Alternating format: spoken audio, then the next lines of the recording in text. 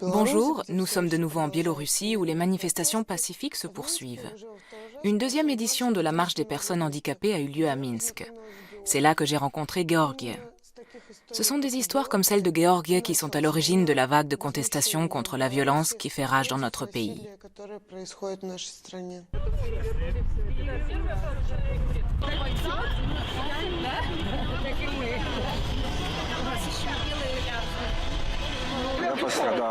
Dans la nuit du 10 au 11 août, j'ai été blessé par une grenade. C'était à la station de métro Pouchkine. Un éclat de grenade m'a déchiqueté le pied.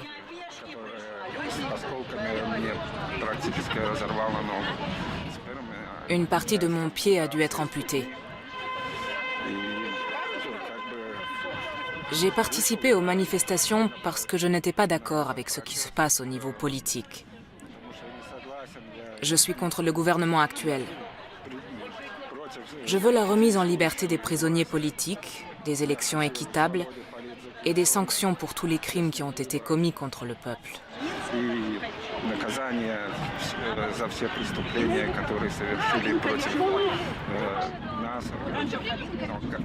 À l'hôpital, il n'y avait aucun membre des services de sécurité pour s'informer du sort des innombrables blessés qui ont subi des fractures et des brûlures, ni de ceux qui en garderont des handicaps.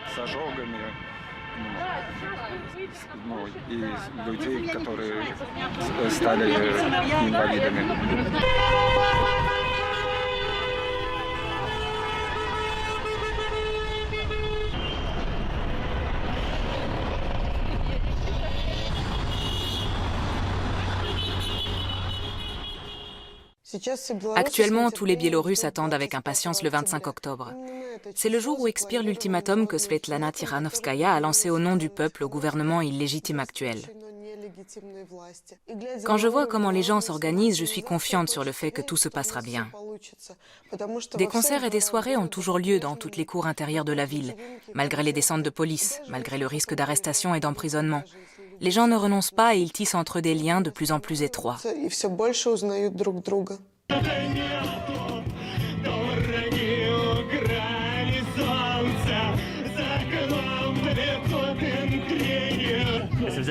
Après les premiers jours de contestation, au moment où on pouvait avoir l'impression que le mouvement allait s'essouffler, ce lieu a pris énormément d'importance.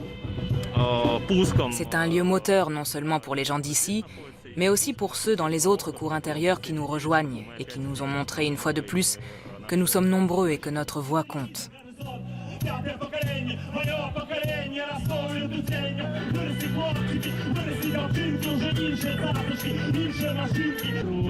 Mais le plus important, c'est que nous avons pour ainsi dire conquis ce lieu.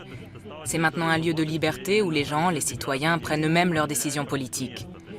Ici, nous pouvons nous exprimer librement, organiser des concerts et nous rencontrer.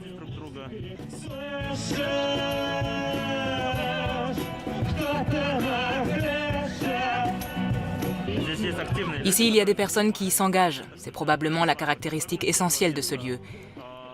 Il n'y a pas une personne qui est responsable de tout. Chacun apporte sa contribution pour que les concerts, les thés et les réunions puissent avoir lieu tous les jours. Nous avons un bon concept d'autogestion sans hiérarchie, et c'est ce qui fait sa force. Même lorsque la police est intervenue, nos événements ont continué à se dérouler. On ne peut pas étouffer le mouvement qui est en cours. Il y a trop de gens qui veulent organiser des choses. Quand la police intervient, les gens se déplacent un peu plus loin et recommencent. Ou alors ils font des concerts sur leur balcon. Ou ils ont d'autres idées. Et de toute évidence, le gouvernement qui a l'habitude de réprimer des manifestations classiques n'a aucune parade contre ça.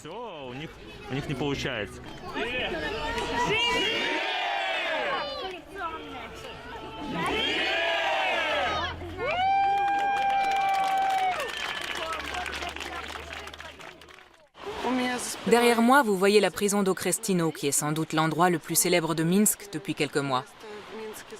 C'est là qu'ils emmènent les personnes qu'ils arrêtent avant de les répartir dans d'autres prisons. À 9 h du matin, nous avons appris que les gens ont été emmenés dans une autre prison, à bord de 5 bus. À 10 h, on nous a dit qu'un 6e bus était parti pour la prison de Chodino. Maintenant, nous n'avons plus d'informations du tout. À l'aube, il y avait environ 70 personnes qui attendaient devant l'entrée. Elles s'étaient inscrites sur le planning des visites pour apporter des affaires à leurs proches. Vers 10 heures, nous avons appris qui se trouvait effectivement à l'intérieur de la prison et le planning des visites a dû être réactualisé. La file d'attente est alors passée de 70 à environ 5 personnes. Actuellement, les gens ont le droit d'apporter des affaires à leurs proches une fois par semaine, chaque jeudi. Donc si quelqu'un a été emprisonné à Chodino, ses proches ne peuvent pas lui apporter d'affaires avant le jeudi suivant.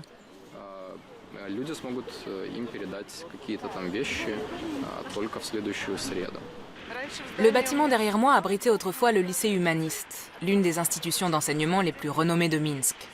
Ce bâtiment accueille actuellement le tribunal du district central où se déroulent chaque jour des procès contre des personnes arrêtées pour avoir participé à des manifestations pacifiques. Aujourd'hui aura lieu le procès du poète Dmitri Strotsev, membre du Pen Club biélorusse. Anya, peux-tu nous raconter comment Dmitri a disparu hier? Dmitri Strotsev, poète et membre du Pen Club biélorusse, a disparu hier à 11 h. Je crois qu'il était 11 h quand vous vous êtes vus pour la dernière fois, n'est-ce pas? Oui, il a disparu. Comment cela s'est passé? Il était 11 h et nous avions des choses à faire. Et puis il m'a dit qu'il avait encore quelques affaires à régler de son côté et que nous nous téléphonerions dans la soirée. Je ne peux donc pas dire avec exactitude s'il a été arrêté à son domicile ou en ville devant l'église. Dans la salle d'audience, il m'a dit qu'il avait demandé à me contacter, mais on lui a dit que tant que sa déposition n'aurait pas été enregistrée, ce ne serait pas possible. D'accord. J'avais une idée assez précise de l'endroit où il se trouvait et je ne me suis pas trop inquiétée. Je savais qu'il n'était pas égaré en forêt.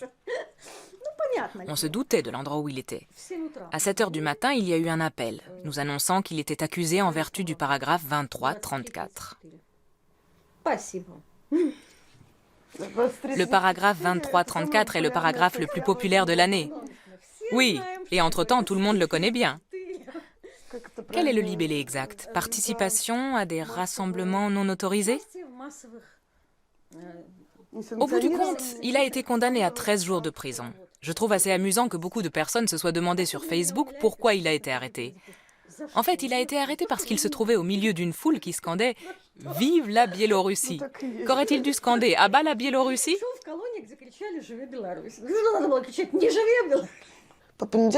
La marche des retraités a désormais lieu tous les lundis.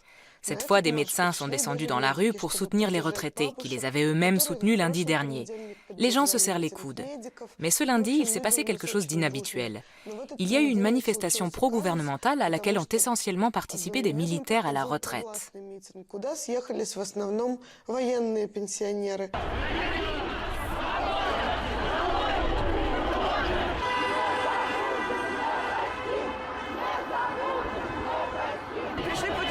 Nous sommes venus soutenir les retraités parce que nous sommes médecins.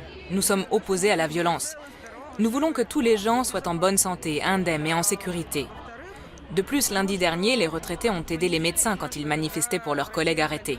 Ils ont protégé les médecins face à la police, ce qui leur a valu de faire l'objet de tirs de gaz lacrymogène et de balles en caoutchouc. Nous ne pouvions donc pas faire autrement que de venir ici. D'autant qu'il s'agissait de personnes âgées susceptibles de nécessiter une assistance médicale.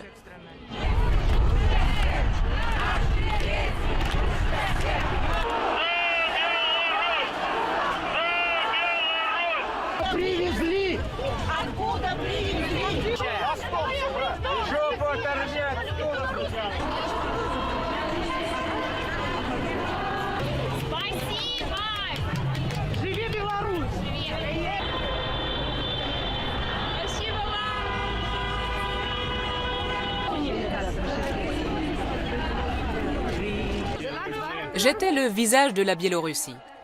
À présent, je suis du bétail. Qu'en pensez-vous? J'en pense du mal.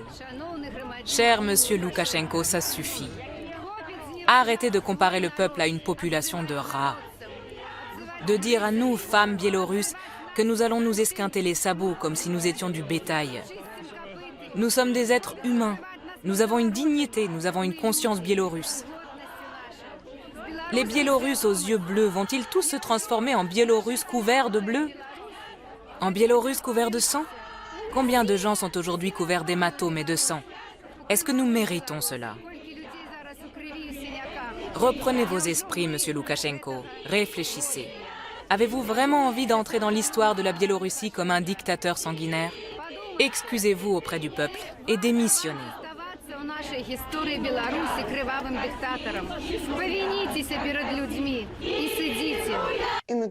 Quand on observe les gens qui se rendent aux manifestations pro-gouvernementales et ceux qui manifestent pour une Biélorussie libre, on a du mal à comprendre comment le même pays peut produire des citoyens aussi intrinsèquement différents. On peut avoir l'impression déplaisante que les uns ont été éduqués et les autres dressés. Et face à cela, il n'y a pas grand-chose à faire.